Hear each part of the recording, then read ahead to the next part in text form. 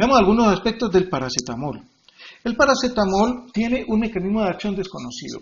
Es fundamentalmente analgésico y antipirético. No podemos considerar al paracetamol como un agente antiinflamatorio, sin perjuicio de que se pueda combinar con antiinflamatorios, como por ejemplo el ibuprofeno, generando sinergismo en el efecto. Se han propuesto distintas explicaciones para el efecto del paracetamol.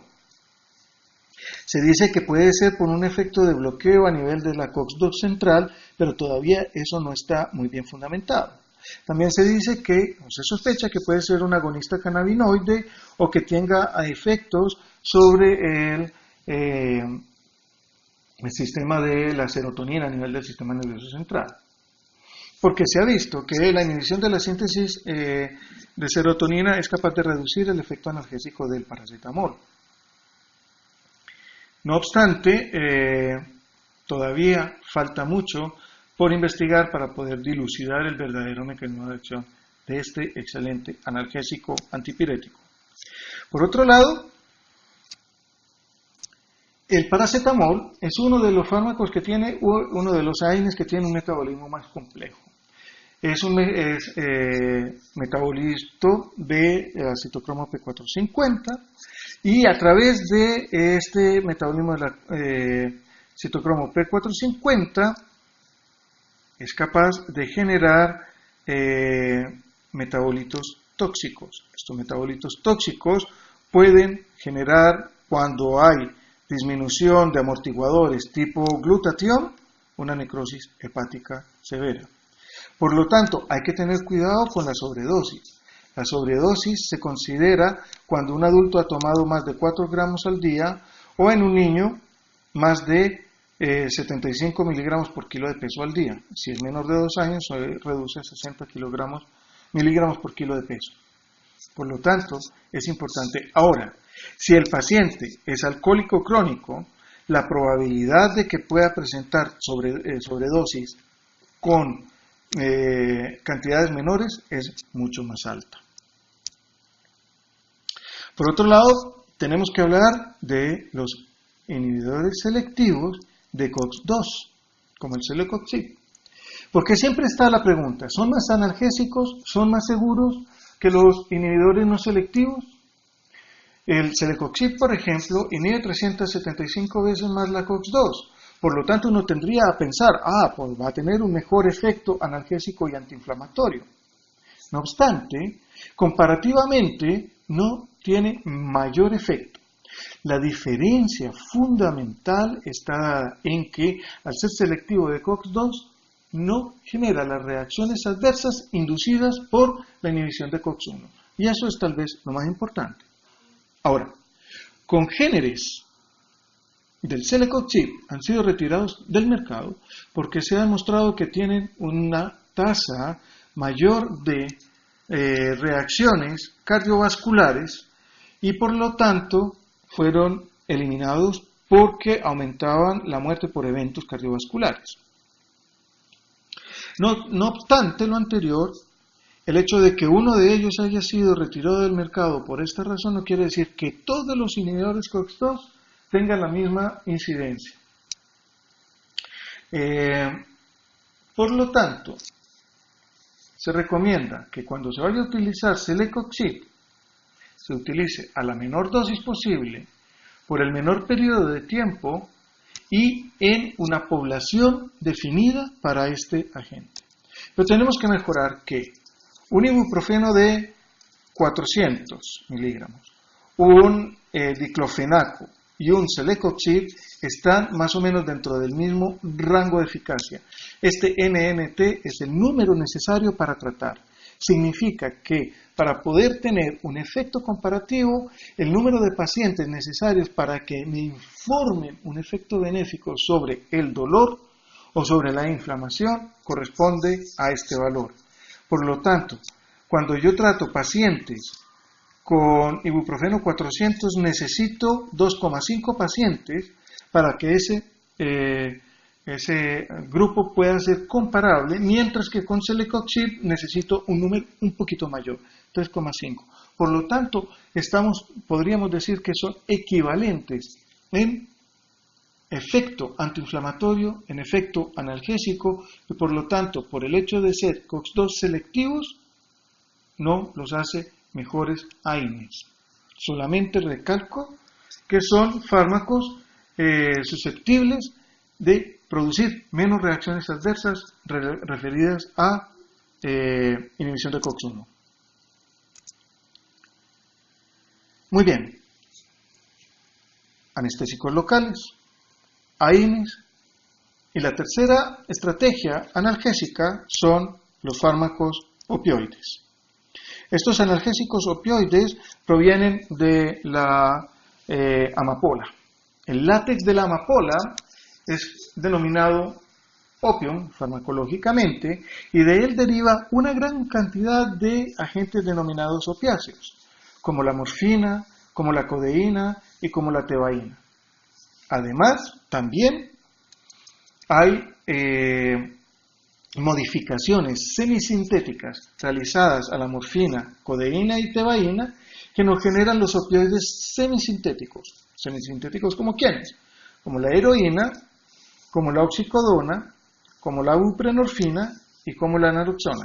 Y esta naloxona tiene la característica de ser antagonista en los receptores opioides endógenos. Por lo tanto, es un fármaco muy utilizado para el tratamiento de intoxicación aguda por opioides. Pero también tenemos aquellos denominados opioides sintéticos como la metadona, la petidina o meperidina y el fentanilo, además del muy utilizado tramadol.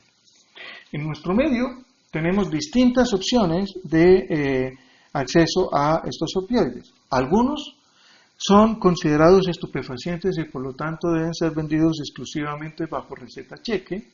Otros, como el tramadol, bajo receta retenida. Y en general los AINES, receta médica simple. ¿Cómo actúan los opioides? Los opioides actúan a través de una diversidad de receptores que vamos a ver más adelante, pero que tienen en común ser receptores acoplados a proteína G. La activación de este receptor modifica la acción de proteína G activando la proteína G inhibitoria que por lo tanto disminuye la conversión de adenilato en adenilato AMP cíclico, por lo tanto disminuye el calcio intracelular y disminuye la liberación de muchos neurotransmisores dependiendo de la neurona en cuestión.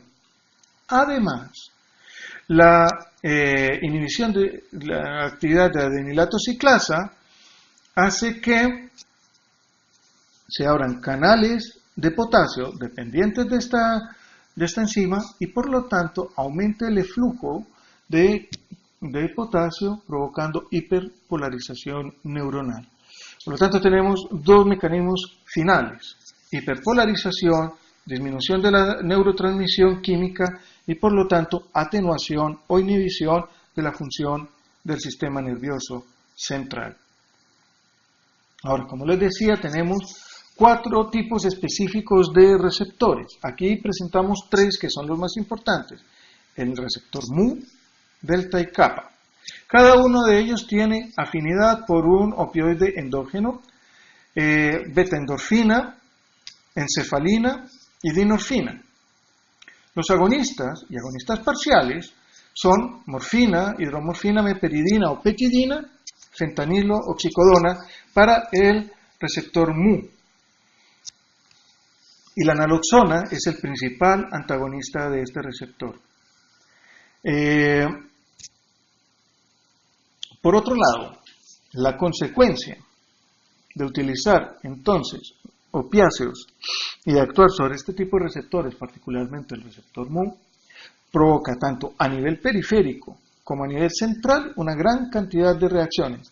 Reacciones que podríamos distinguir en el efecto agudo y en el efecto crónico. Aquí está una larga lista de cada uno de ellos, en los cuales yo quiero señalar fundamentalmente la analgesia, la supresión del reflejo de la tos y por otro lado la tolerancia y la depresión respiratoria.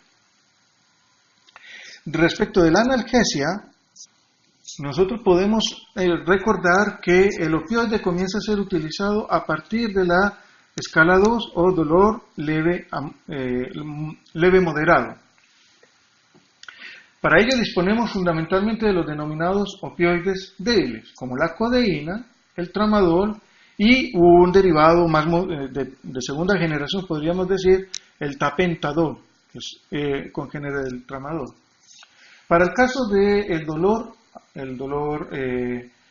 severo, el dolor moderado o agudo severo, ¿sí? Tenemos a los opioides fuertes o potentes, como la morfina, oxicodona o el fentanil, que no solamente se utiliza para este tipo de situaciones, sino que también se utiliza como ayudante en la anestesia quirúrgica o también en la anestesia epidural o raquídea. En nuestro medio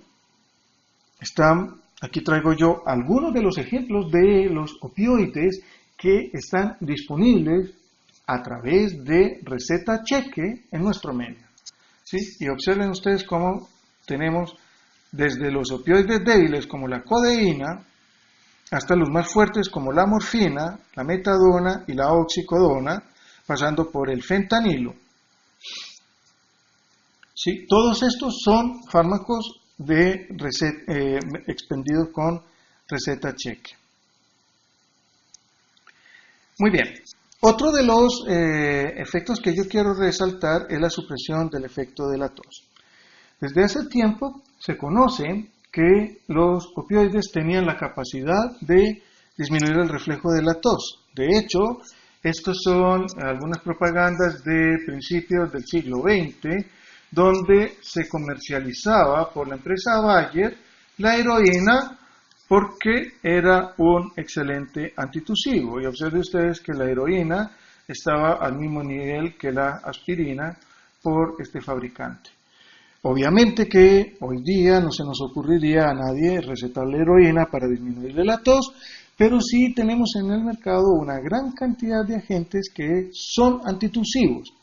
Tienen una baja concentración, una baja dosis de codeína, mezclada con algunos otros compuestos antigripales generalmente, analgésicos, antihistamínicos, vasoconstrictores, pero que tiene un efecto significativo sobre la tos a bajas dosis.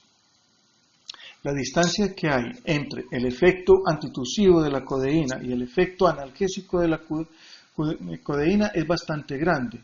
Por lo tanto, el riesgo de provocar narcosis y depresión respiratoria es muy baja. Eso no obsta que si una persona se toma el contenido completo de un frasco de un antitusivo con codeína, también pueda empezar a sentir estos efectos. Uno de los efectos adversos interesantes es el estreñimiento. Para ello se ha desarrollado un antidiarreico, loperamida, que es un opioide, que no penetra el sistema nervioso central y por lo tanto no produce las reacciones de depresión respiratoria o reacciones de tolerancia y dependencia y adicción. Muy bien. Eso es lo que yo tenía para contarles respecto de los principales grupos farmacológicos dirigidos al manejo del dolor.